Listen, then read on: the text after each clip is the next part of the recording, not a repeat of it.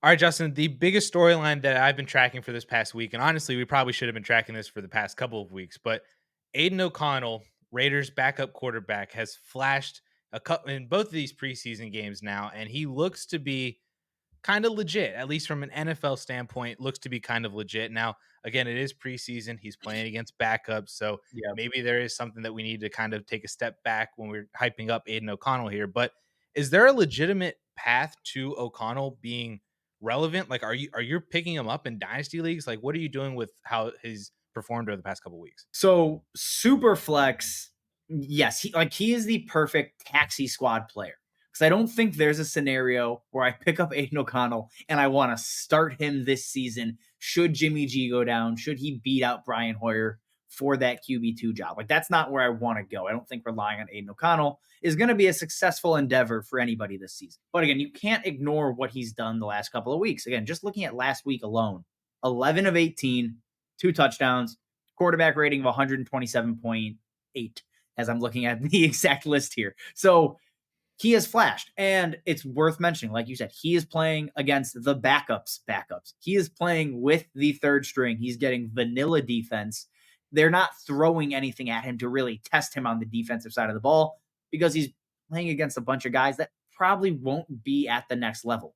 So we have to take that all of that with a grain of salt.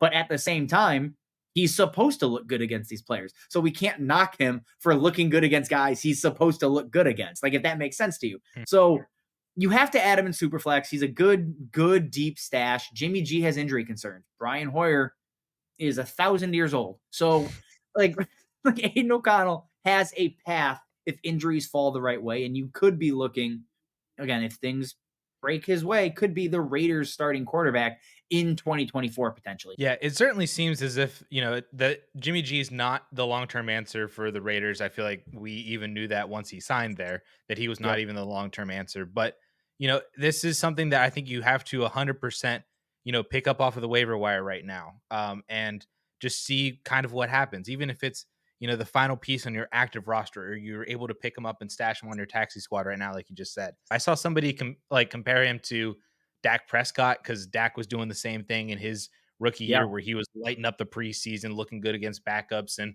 we all know how that went, that he became the eventual starting quarterback and actually an eventual elite starting quarterback in the NFL. Don't want to say he's that far, but he is No. definitely very interesting and we need to monitor. You need to pick him up, and he needs to be stashed on every Superflex Dynasty roster right now. So for me, the one of the bigger stories that came out of week 2 was Dameon Pierce looks to have just an absolute stranglehold on that Texans running back job. And all offseason, right? We've been both kind of saying, well, Devin Singletary's going to get work. He's going to take work. He's going to be involved. Week 2, Dameon Pierce does not rest like he did week 1. He plays all 14 snaps with the starters. Devin Singletary did not get on the field. We have to take that as some kind of signal that Dameon Pierce is going to get every opportunity to see the ball a ton. So what are you doing with him in Dynasty? Are you moving him up based off of preseason snaps? Or are you really just kind of keeping a close eye to see, okay, maybe he is legit long term here? If anything, I feel like this just gives him a little bit more stability for this season. Again, because the fact that he's a day 3 pick and Houston as just a team and a roster are ascending, those day 3 picks have already a countdown in terms of when they're going to get replaced. Now, is it 2024? Maybe he does well and survives 2024, and now you have Yeah. next year as well. But it's just eventually it feels like he's going to get replaced. So that's always going to carry some weight in his dynasty evaluation. I don't feel like we were necessarily wrong or are wrong at all right now that Dameon Pierce maybe is not who everybody thinks he could be and doesn't have the upside and is just more of a solid RB2, which is totally fine. Everybody Yeah. needs an RB2.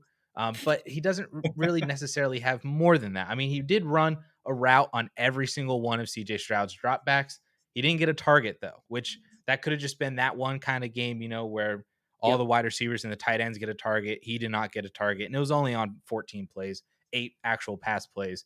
So super small sample size, but I still think that just shows that he is more of a 2 down back, and his receiving upside is very limited, so his overall fantasy upside is still very limited. So I'm hesitant to, put the crown back on him and say that he's going to be, an RB1 now because he's playing every single snap.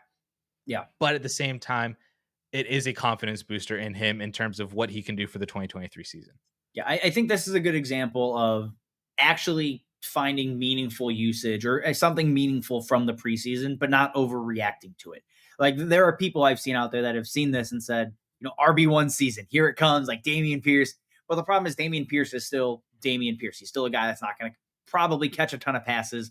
The That offense is just not going to be very good. So, limited touchdown upside just because of the scheme of the offense and the actual success rates they'll probably have.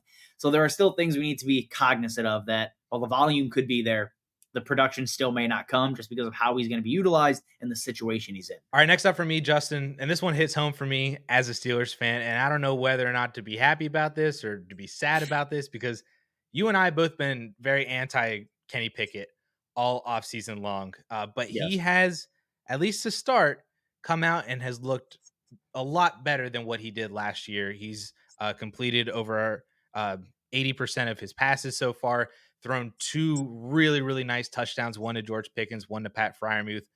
And he looks like he could be more than a game manager. We are giving him game manager credit all offseason, but it seems like he has a little bit more upside than we've been giving him credit for. Are you raising him up your rankings because of his preseason stats and his flashes, or are you just like, nah, I'm still holding where I was before on Pickett?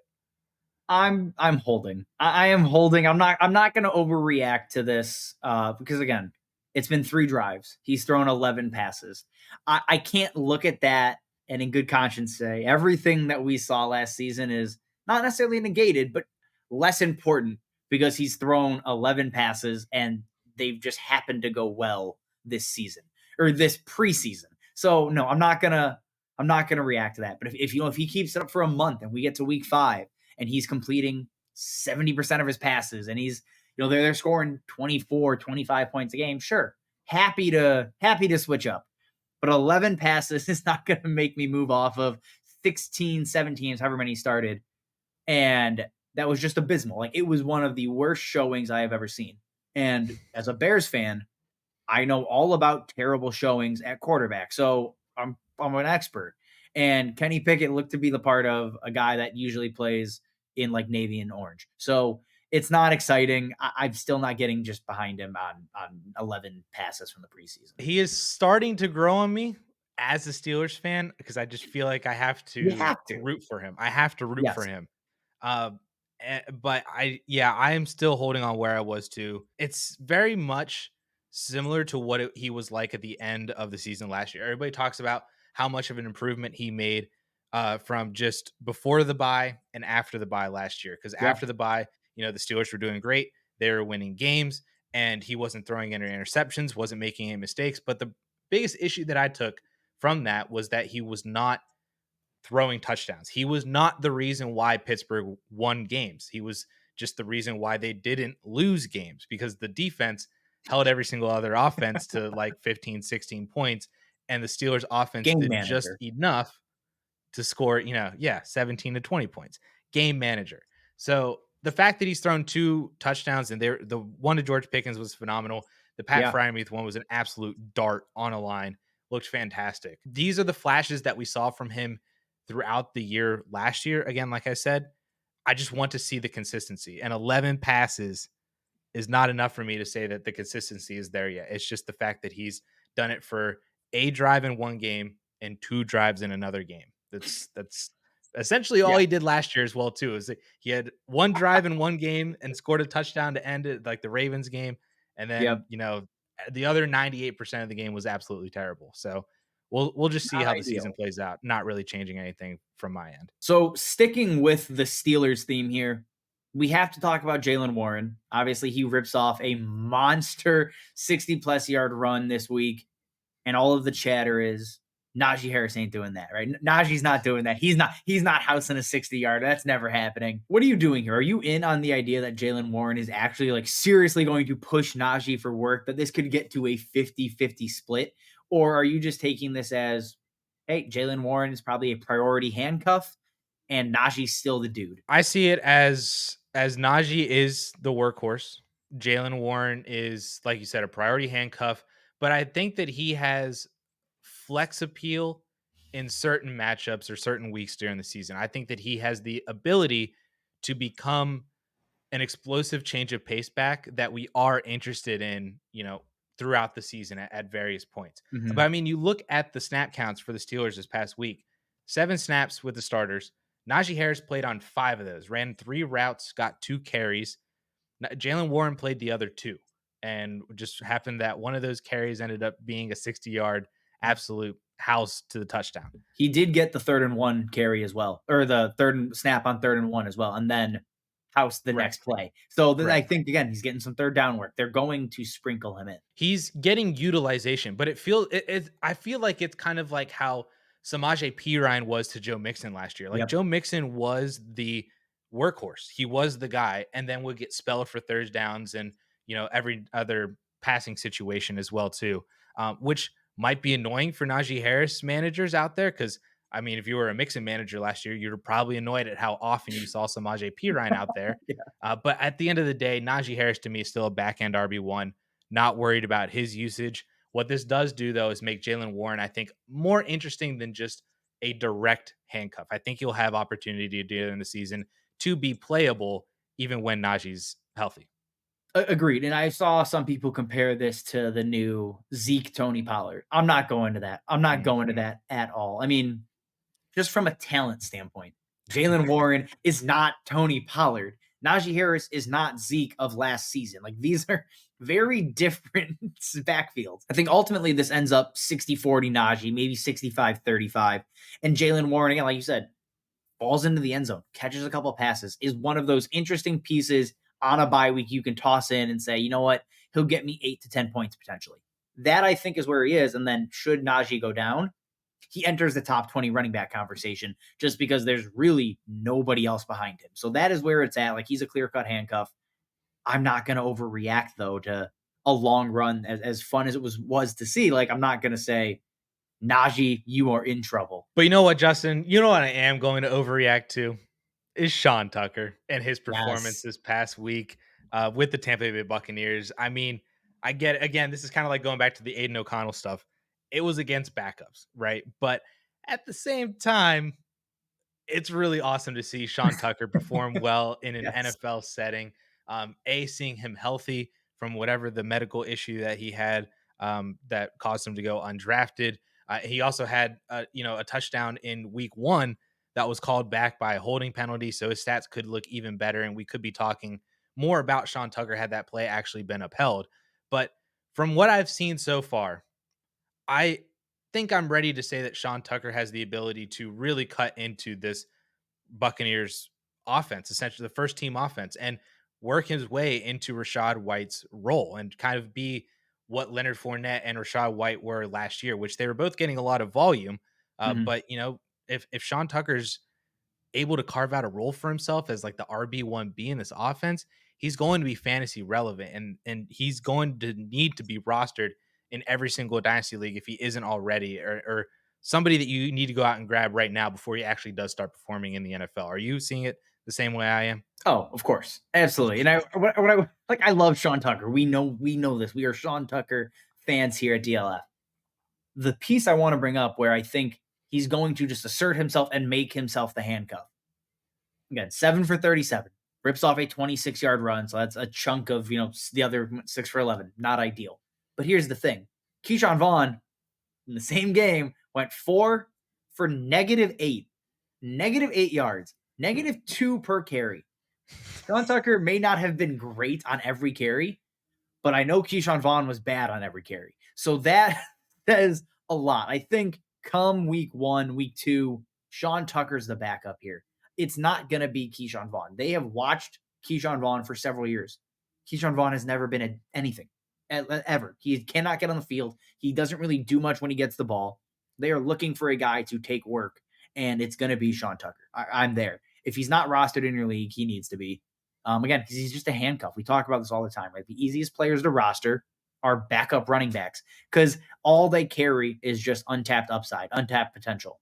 That's exactly what Sean Tucker brings in. He feels like the Justin Ross of the running back position right now because he has Yep. all the immense talent in the world, but still is that flyer. Like that there is still cause for concern, but we see all the upside because you look at him as a prospect. We spouted out all the greatness of Sean Tucker all offseason long during the rookie season, talking about how he was, a massive college producer in the ACC at Syracuse, had track 4.3 speed, good size to be a 3-down workhorse. The only reason he fell and fell to be undrafted was because of that medical issue.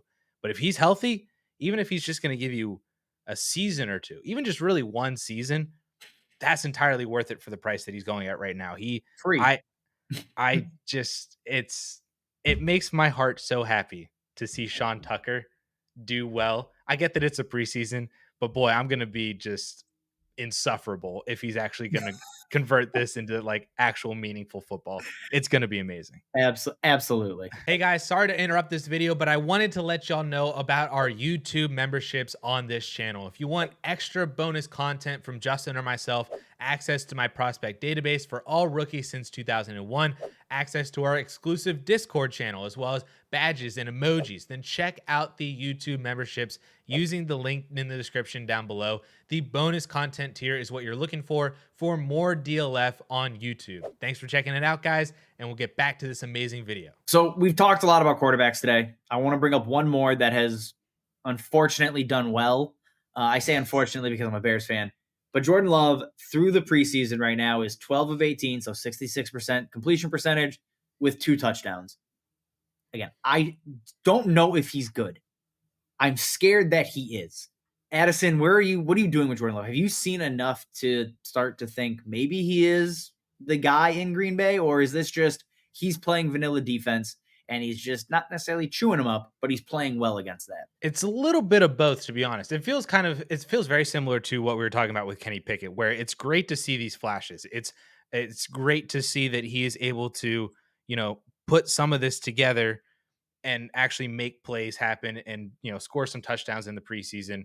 Great to see all that. But at the same time, again, very small sample sizes here. It's really hard to say that this is what Jordan Love is going to be, or, that he is anything more than what he has been, I guess, or the lack of what he has been over the past couple of years behind Aaron Rodgers and not being able to get on the field, granted, behind Aaron Rodgers, but still, first round pick, sat for 4 years. It's hard to believe that this is all Jordan Love is right now. It's too small of a sample size. I still believe that he has a lot of upside because I do think that there is a lot of unknown. I would still take him over Kenny Pickett in Dynasty because he has that higher ceiling that I don't think that Kenny Pickett has. Again, it's nice to see from Jordan Love, but at the same time, it's the preseason, it's small sample sizes. I'm not changing my opinion on Jordan Love. He still is what he has been all offseason long. Yeah, okay, that makes me feel better. I think here's good. We've seen this. We have seen this exact story play out where they went from Hall of Famer to guy sits for 4 years. He's not going to be anything. Hall of Famer, and I can't do it again because I can't have this happen. So I just need you to keep telling me small sample, don't overreact, and then in 20 years when he's a Hall of Famer, Addison, you can let me know that he's a Hall of Famer, but I can't hear it before that. Yeah. No, I won't tell you that he's a Hall of Famer prior to him actually being a Hall of Famer. I will promise you that one.